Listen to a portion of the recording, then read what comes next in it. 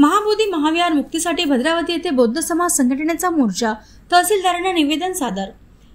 देशातील बिहार राज्यातील बुद्धगया येथील महाबोधी महाविहार हे बौद्धांचे जागतिक स्तरावरील दुसऱ्या क्रमांकाचे पवित्र स्थान असल्याने त्यांच्याशी बौद्ध समाजाच्या भावना जुळलेल्या आहेत।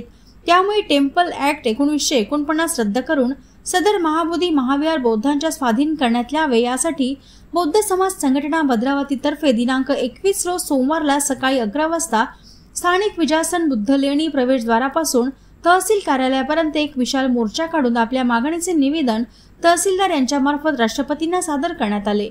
1949 मध्ये बौद्धगया टेम्पल ऍक्ट निर्माण करून व्यवस्थापन समितीत 4 बौद्ध प्रतिनिधी, 4 हिंदू प्रतिनिधी व जिल्हाधिकारी असतील अशी व्यवस्था करण्यात आली आहे। त्यामुळे बौद्ध बांधवांची कायम अनास्था झाली आहे। त्यामुळे बौद्ध समाजाच्या भावना लक्षात घेऊन सदर महाविहार पूर्णतः बौद्ध प्रतिनिधींच्या व्यवस्थापन समितीकडे सोपविण्यात यावे अशी मागणी सदर निवेदनातून करण्यात आली आहे। सदर मोर्चात शहरातील बौद्ध बांधव व महिला मोठ्या संख्येने सहभागी झाल्या होत्या।